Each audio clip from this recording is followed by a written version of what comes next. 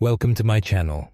I am Morrigan Dread, and I will share with you the best tales of terror, horror, and suspense. Get ready, because not everything is as it seems. The rain fell heavily that night, as if the sky were trying to wash away the sins of a city that would never know redemption. The deserted streets reflected the yellowish glow of the streetlights, distorted in puddles that rippled under the storm's force. The mental camera slowly zooms in on a fogged-up window. Behind it, in a small apartment suffocated by disorder, a phone rings, piercing through the monotonous sound of the rain. Arthur Hale, a middle-aged man, solitary, with a face hardened by time, lifted his tired gaze from his desk. He was surrounded by stacks of documents, blurry photos, and files from cold cases. His desk was a reflection of his life, chaotic but functional. The phone kept ringing, demanding to be answered. Hale. His voice was hoarse and impersonal when he answered, uninterested in another night of useless calls. Detective Hale, we need you in the Southern District.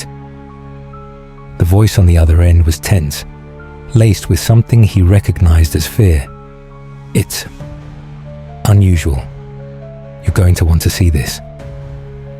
Without further explanation, the call ended. Arthur stood still for a moment, staring at the phone as if expecting it to say something more. Unusual. It was a word he hated. Unusual meant trouble. And lately, trouble seemed to follow him like a shadow. The call led him to an old building in the heart of the city. The walls were covered in moss, and the smell of rot mixed with the damp air the rain carried. Inside, the hallways seemed endless, illuminated by flickering lights that created pulsing shadows. Arthur ducked under the yellow police tape and entered the apartment. The sight before him made him stop for a moment.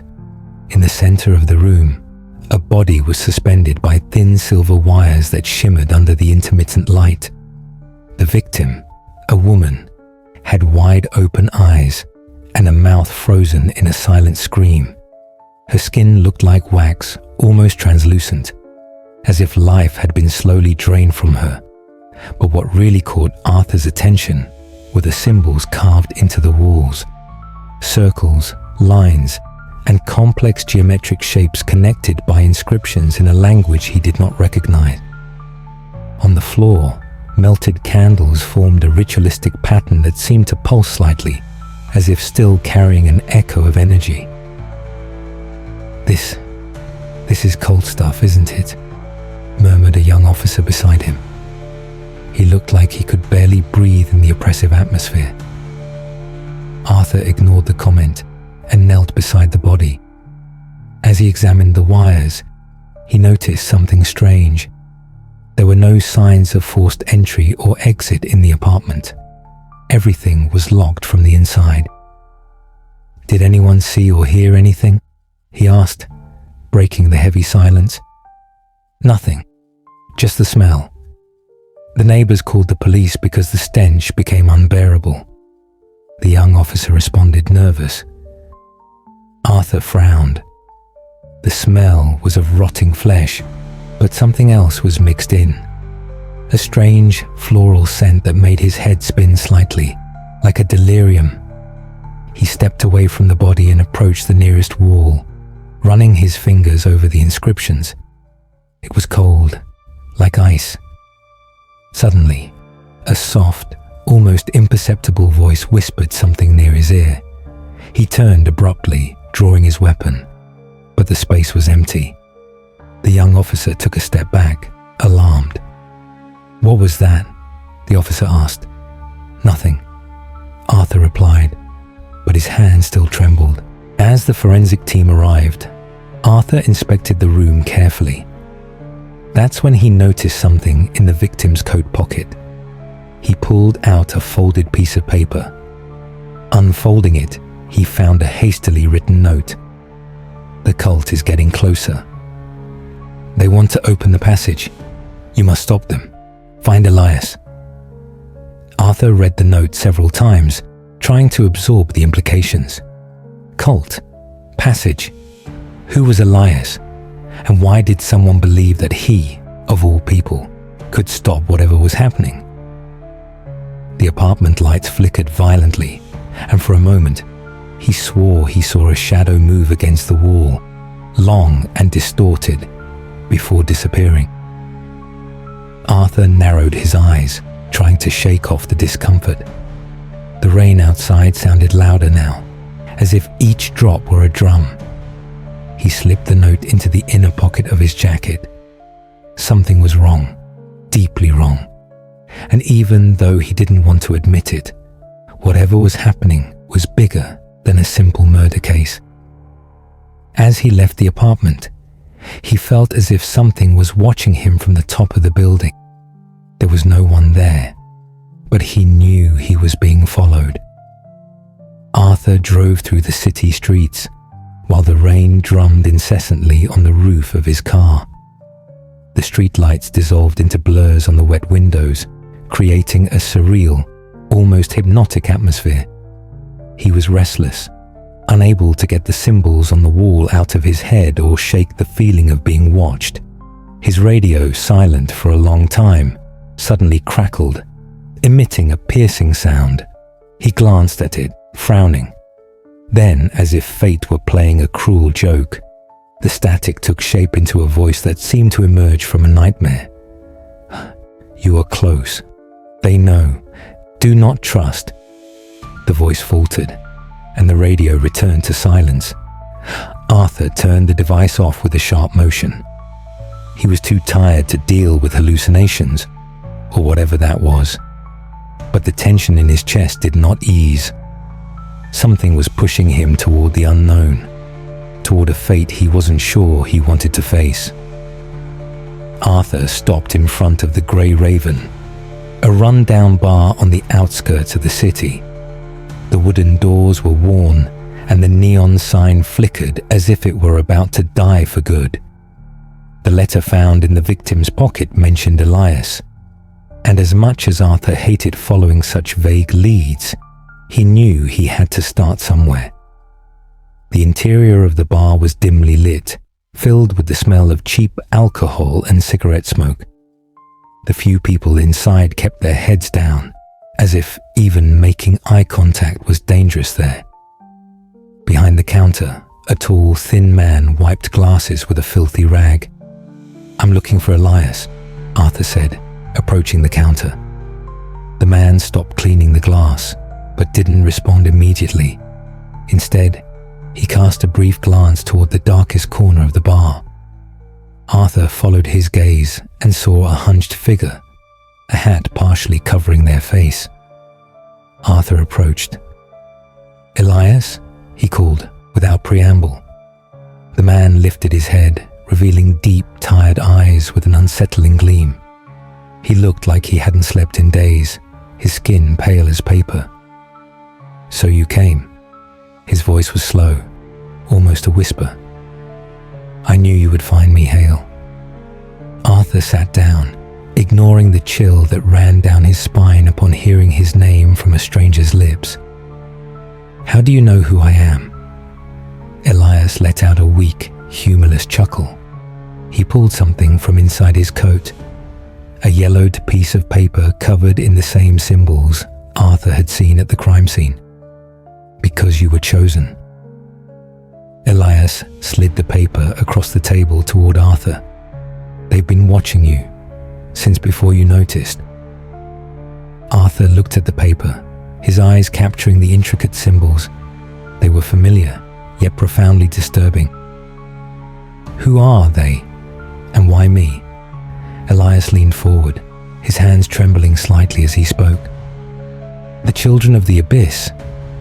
They serve Nixoroth, the shadow between worlds. They think they can control him, but they don't understand what they are summoning." Arthur fought back frustration. "And what does this have to do with me?" Elias hesitated before answering. "Because your connection to them is already made. Every time you look at the shadows, every time you feel something behind you, wants to cross over. And Hale, you are the key. Before Arthur could press him for more answers, the bar lights flickered, plunging the room into intermittent darkness.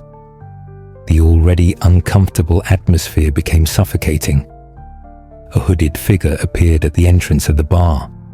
It was tall, almost inhumanly so, and moved with a fluidity that seemed unnatural. Elias froze. "They found us." His voice trembled. "You need to get out of here now." Arthur stood up, but before he could react, the hooded figure raised a hand, and the environment seemed to warp around them. The bar's walls rippled, the faces of the patrons contorted in expressions of agony, and the sound of the rain outside was swallowed by absolute silence. And then, the figure advanced. Arthur drew his weapon and fired. The shots echoed, but the bullets seemed to disappear before reaching their target.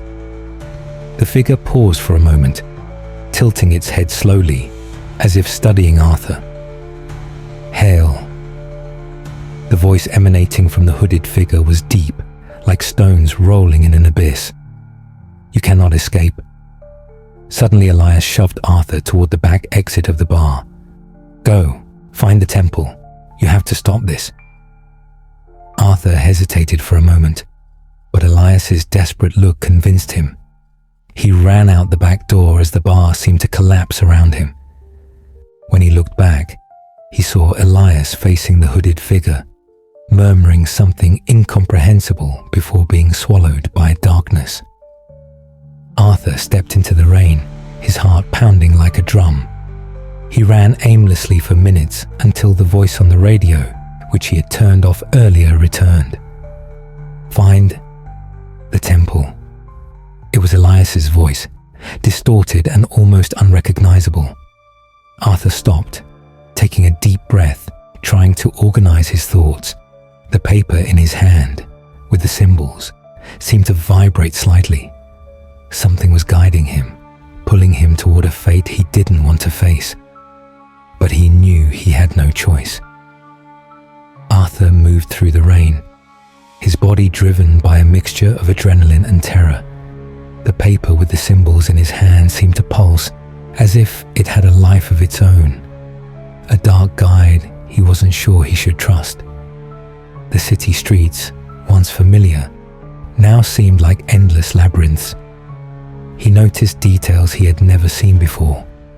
Markings on the walls, shadows stretching at impossible angles, and the persistent feeling of being followed. Suddenly, he stopped. In the reflection of a shop window in front of him, a figure stood a few meters behind. It was tall and hooded, like the one he had seen at the bar. Arthur turned quickly, drawing his gun, but the street was empty.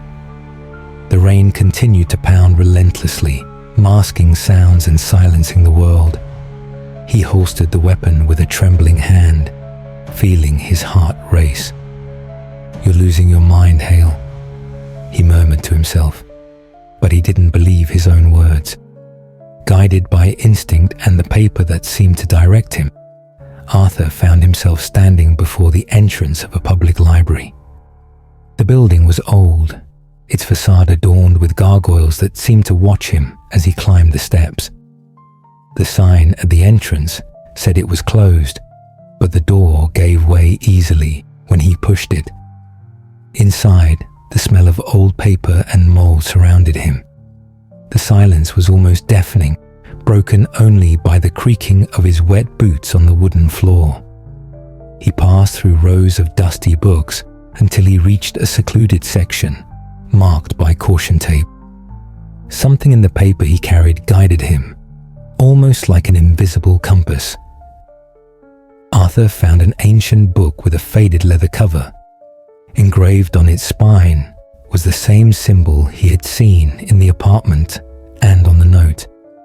He opened the book and found detailed drawings of rituals, magical circles, and the description of an entity called Nixoroth. "The shadow between worlds," the text read in archaic lettering. "Summoned by the opening of the portal, Nixoroth devours everything it touches, its presence bending the fabric of reality. Arthur felt a chill run down his spine. Then, on the last page, he found a rudimentary map of the city with a red-marked location. The temple Elias had mentioned. As he studied the map, a distant sound caught his attention. It was subtle, like a whisper, but laced with malice. Arthur lifted his gaze, scanning his surroundings. The sound grew louder, turning into shuffling footsteps, followed by the creaking of bookshelves. Something was in the library with him. He switched off his flashlight and remained still, breathing shallowly. In the corridor beside him, a long, thin shadow crossed the faint window light. Arthur gripped his gun, aiming in the direction of the sound, but the shadow vanished as quickly as it had appeared. Suddenly, one of the bookshelves began to topple, as if something had deliberately pushed it. Arthur jumped back, barely avoiding being crushed. On the floor, among the scattered books, he saw wet footprints that did not belong to him. "Who's there?" he shouted, but the response was a low, guttural laugh that echoed through the walls. Without waiting any longer, Arthur grabbed the map and ran for the exit. As he crossed the doorway, he felt something cold touch his neck, like invisible fingers. He turned, but again, there was nothing there.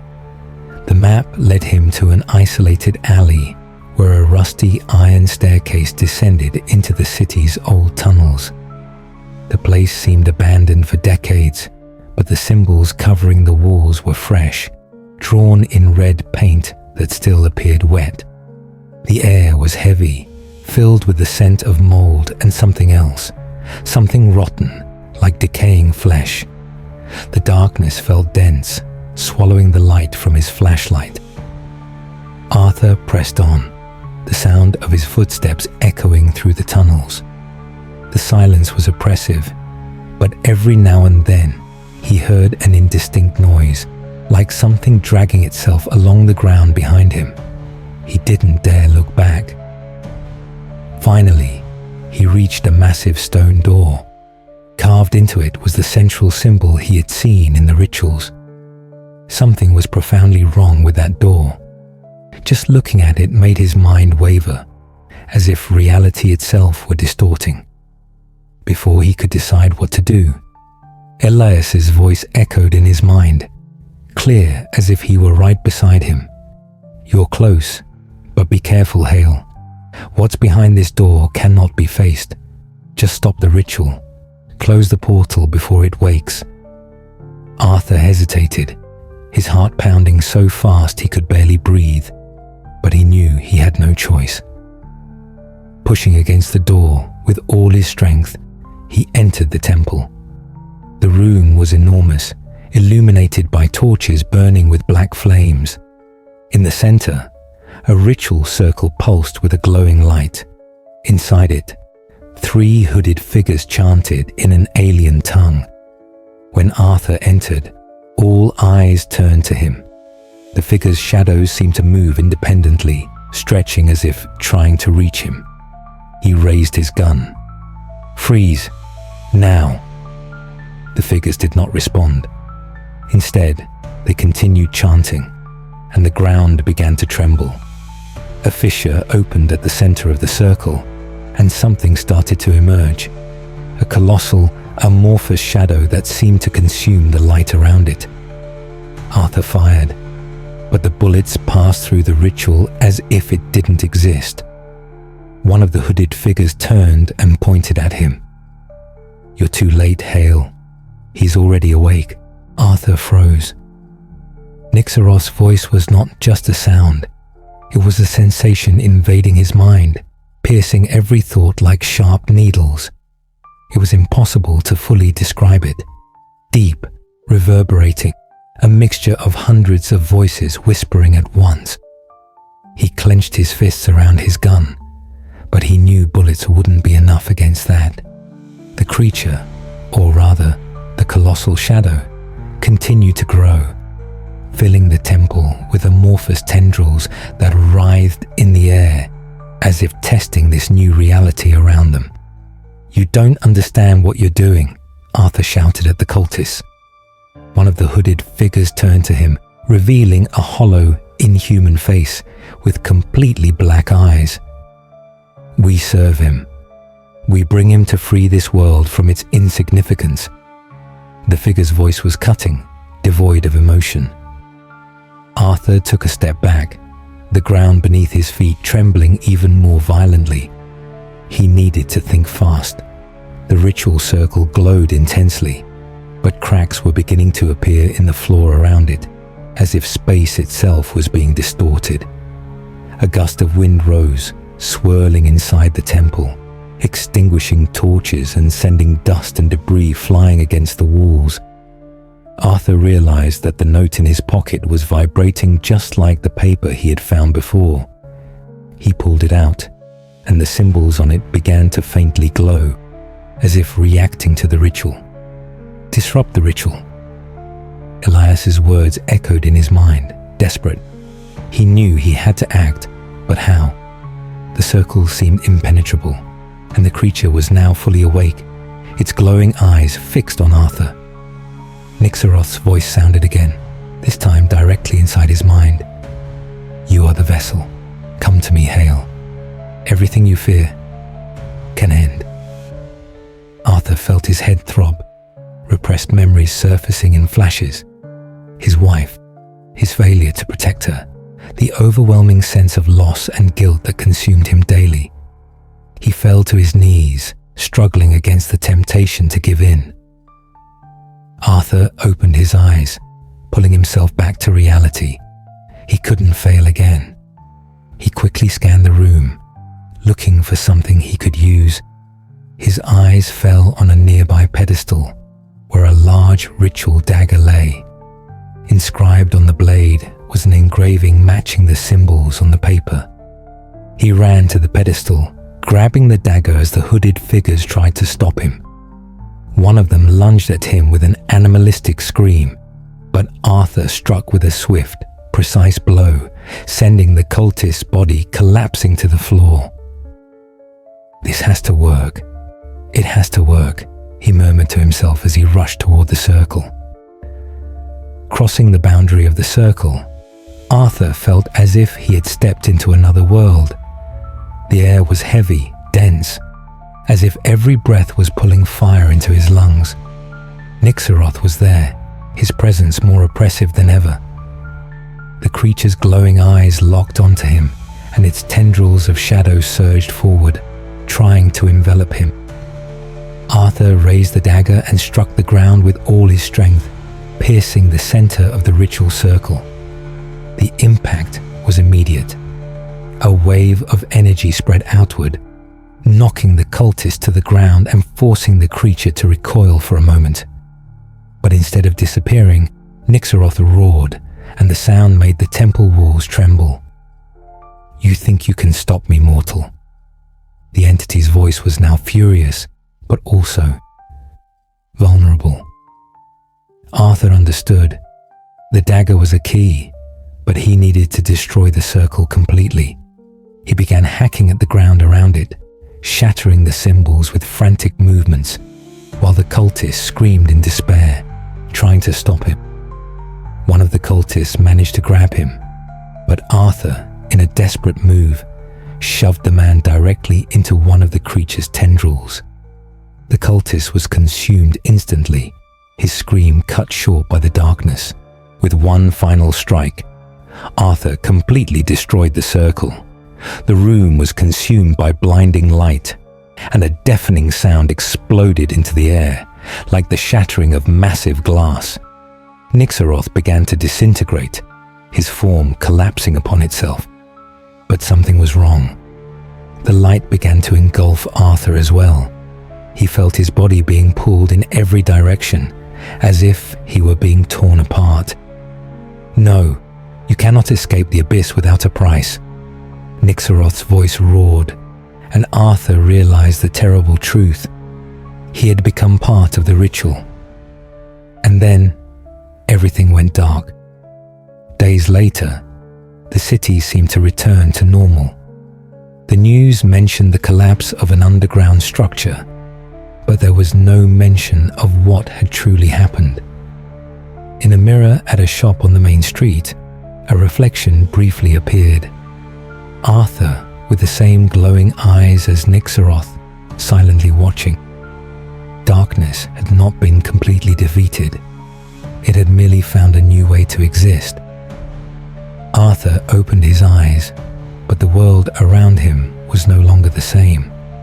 He was in a vast empty space without walls or ground, just an infinite darkness dotted with pale lights that looked like distant stars. His own breathing echoed strangely, as if the sound were being absorbed and returned by something unseen. Where am I?" he murmured, his voice faltering. "You are between worlds." Nixoroth's voice echoed around him, but this time it did not sound threatening. It was calm, almost paternal. "You destroyed my portal, but now you are trapped here, where I exist fully." Arthur looked at his hands. They appeared translucent, as if he were losing his solidity. He tried to take a step, but the ground, or whatever it was, seemed to give way beneath his feet. "What have you done to me?" he shouted, his anger mixed with despair. Nixoroth responded with a low chuckle. "You tried to defeat me, but you ended up merging with me. Now, we are one." Arthur felt a chill run down his spine. He began to recall Elias's last words, "You are the key." It wasn't just about opening the portal. It was about connecting the worlds. He had become a vessel, just as Nixoroth had said. Suddenly, Arthur felt a force pulling him back, as if something were dragging him into reality. The darkness around him began to dissolve, replaced by the dim flicker of a light bulb. He was back in the city. The temple had vanished, and he found himself on a deserted street. But something was wrong. The shadows around him seemed longer, more alive, as if they were watching him. He lifted his hand and saw that it was still translucent, like a distorted reflection. People passed by in the distance, but none seemed to notice his presence. It was as if he were invisible. He entered a building, searching for a mirror, and when he finally found one in a public restroom, what he saw made him recoil. In the reflection, his eyes glowed like Nixoroth's, and his shadow, behind him, moved independently, dancing on the wall like a living creature. Arthur dropped to his knees staring at the mirror. This can't be happening. But the shadow responded in Nixoroth's voice. "You asked for answers, Arthur. Now you are part of them." The watching shadows. As days passed, Arthur realized he could not escape his new reality. He kept investigating, trying to understand his connection to Nixoroth, but something darker was happening. The city's shadows were changing. People began disappearing without explanation, and reflections in windows and mirrors showed figures that did not belong to this world. Arthur could feel Nixoroth's presence within him, guiding him to places he didn't want to go. One night, as he walked through an empty street, he noticed that all the lights around him had gone out, except for a single flickering lamp.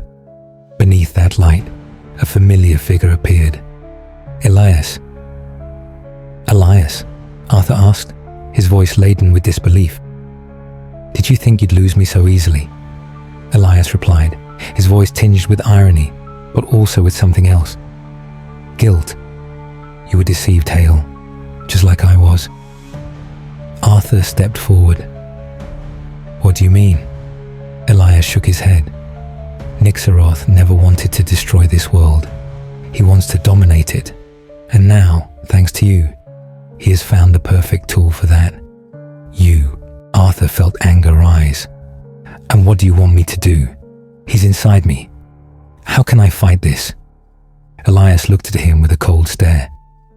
"There is a way, a final ritual, but it comes at a cost."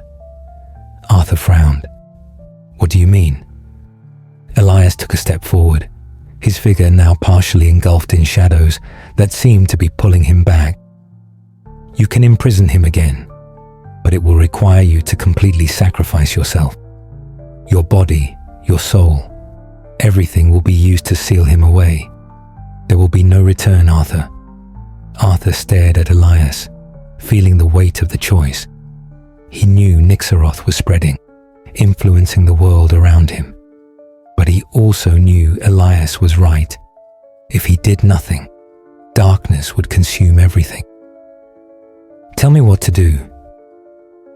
Elias led him to a hidden place in the city, an abandoned cathedral where the original cult of Nixoroth had performed its first rituals. The place was overtaken by moss and decay, but the central altar still glowed faintly with an ancient energy. This is the place, Elias said, placing a ritual book in front of Arthur. You need to read this, but remember, Hale, once you start, there's no turning back. Arthur took the book with trembling hands. The symbols pulsed, as if they recognized his presence. He began to chant the words, feeling the air temperature drop drastically. As the ritual progressed, Nixoroth's presence inside him grew stronger. He felt the creature's tendrils trying to escape, but he also sensed something new. Control, a power he hadn't known he possessed. No, Hale, you belong to me, Nixoroth roared in his mind, but Arthur ignored it, continuing the chant. As the final words were spoken, a blinding light filled the cathedral. Arthur felt his body disintegrating, his mind being pulled into an eternal void, but he also felt Nixoroth being dragged with him. And then silence. The cathedral was empty, the altar now completely dark. Elias alone sighed, knowing that Arthur had fulfilled his destiny. But as he stepped outside, something made him freeze. In the reflection of a puddle, Arthur's shadow was still watching him. Days later, new reports began to emerge. Shadows that moved on their own, figures in mirrors that did not match people's movements. The darkness had retreated, but for how long? Elias walked through the city streets, his head low, the weight of guilt and loss crushing his shoulders. Arthur had been missing for weeks, and he knew the sacrifice had worked, or at least it seemed that way. But something inside him felt off. A constant whisper in his mind reminded him that Nixoroth could never be completely defeated. The entity was part of the very fabric of reality, a shadow that could never truly be erased. He entered his small apartment and locked the door behind him. The place was dark and cold, with only a ceiling lamp swinging slowly. As he sat down, he heard a strange sound, scratching, coming from somewhere inside the room. "Who's there?" he called out, trying to hide the fear in his voice. The scratching stopped, but then, like a breath from beyond, he heard, "You brought him back." Elias froze. Turning slowly, he saw in his bedroom mirror the reflection of something that wasn't physically there.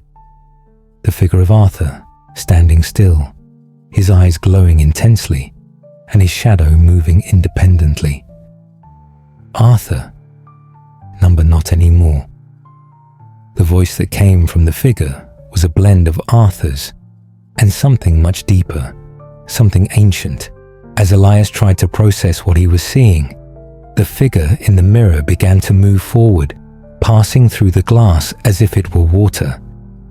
The air in the room turned frigid, and Elias felt his breath grow heavy. "You thought you could defeat me?" The voice now unmistakably belonged to Nixoroth. "Arthur was mine. He always was. And now he is my link to this world." Elias tried to run, but he was stopped by something invisible, like icy fingers gripping his ankles. He collapsed to the ground, desperately trying to crawl away. "You are a fool, Elias. You always were." The voice was closer now, whispering directly into his ear. "And now you will pay for defying me." In the days that followed, the city began to change. People reported inexplicable phenomena, flickering lights, reflections that moved on their own, footsteps echoing in empty rooms. Some people began to vanish without a trace. Others were found catatonic, their eyes locked onto something that no one else could see. And at the center of it all was Arthur, or what was left of him. He appeared in the shadows, watching, guiding the darkness as if it were an extension of his will.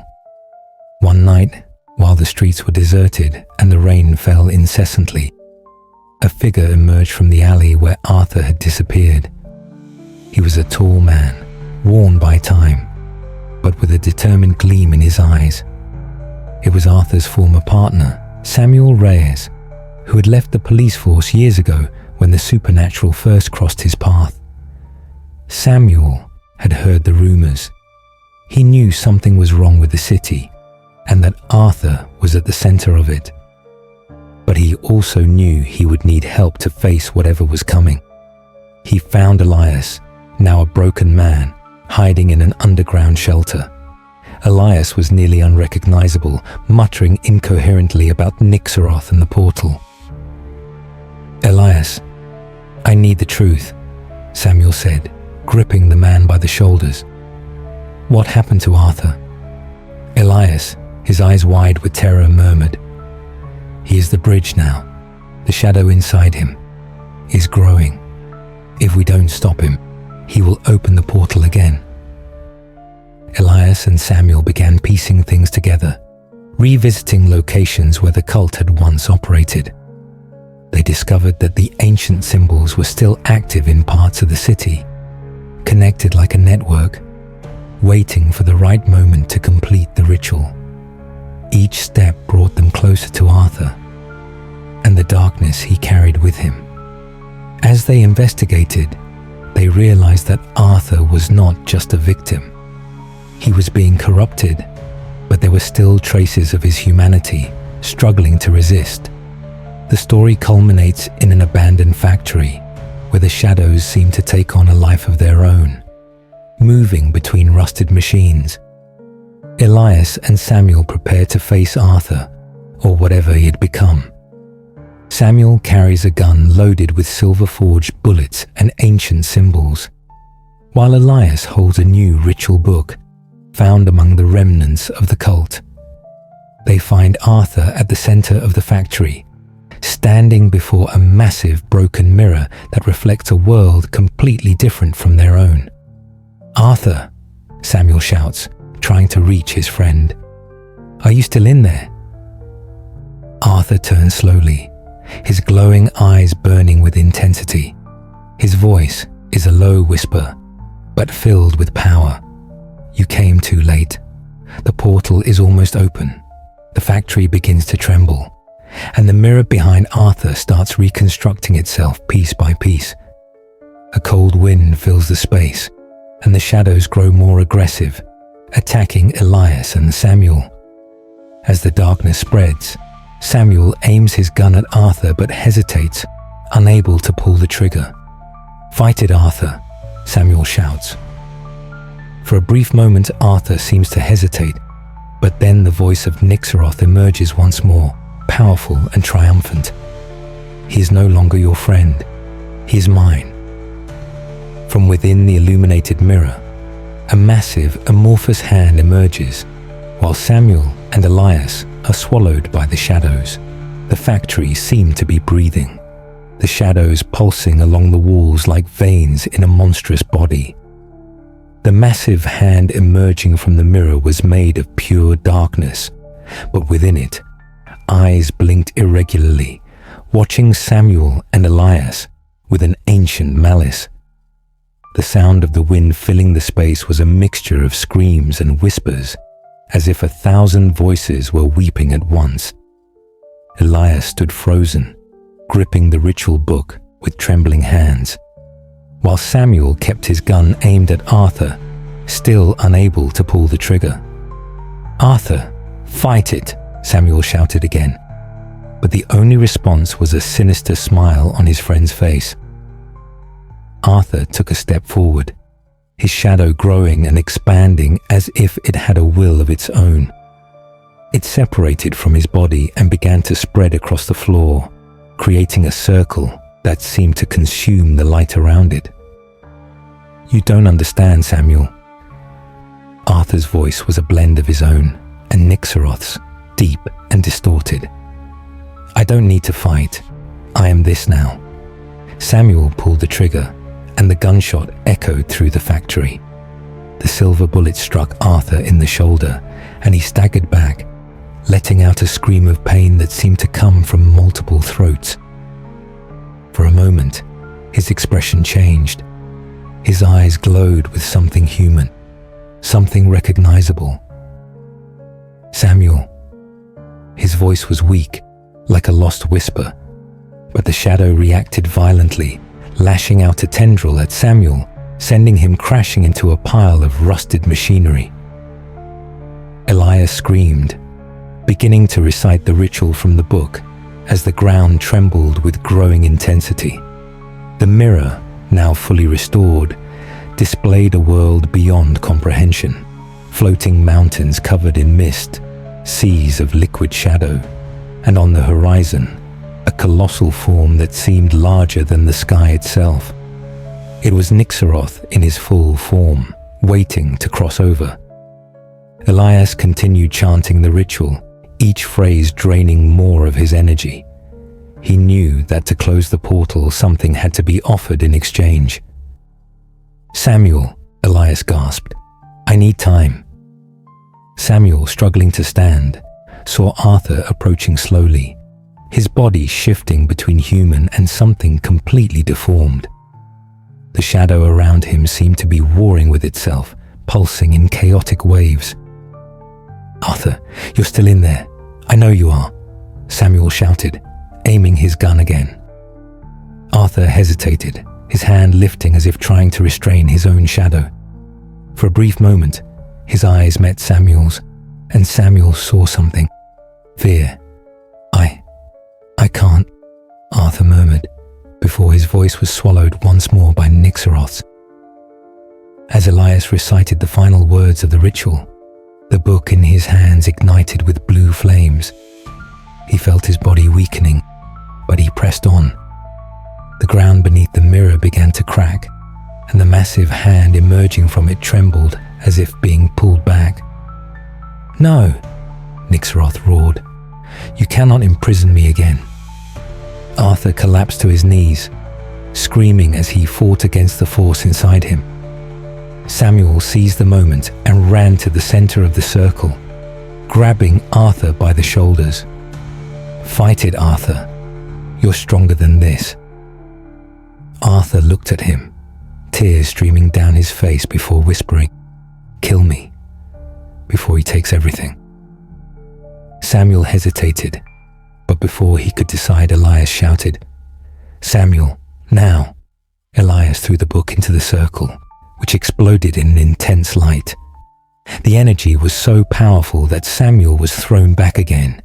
He saw Elias standing at the center of the ritual, completely engulfed by the light, as the mirror began to shatter and Nixoroth's hand was pulled back into it.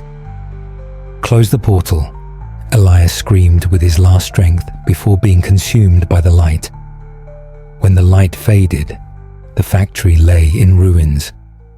The mirror had shattered completely, and the ground where the ritual circle once stood was now empty, leaving only ashes. Arthur lay on the floor, motionless. His shadow was normal again, and his eyes were closed. Samuel crawled toward him, holding his face. "Arthur, talk to me," he cried, his voice breaking with emotion. Arthur slowly opened his eyes, but they no longer glowed. He looked exhausted, but alive. "Samuel, is he gone?" Samuel nodded, though he wasn't sure. The portal was closed, but the cost had been too high. Elias was gone, and Arthur would never be the same again. Weeks later, the city seemed to have returned to normal. The people who had disappeared began to be found, confused and disoriented, but alive. Samuel took care of Arthur, who now spent his days in silence, staring at nothing. One night, as Samuel made coffee, he heard a noise coming from the room. When he entered, he saw Arthur standing before a mirror, his eyes reflecting something strange. "Samuel, he's still there," Arthur murmured without turning. Before Samuel could respond, the reflection in the mirror flickered. It wasn't Arthur's reflection. It was something bigger, something ancient. And Nixoroth's voice echoed one last time. "I will always be here."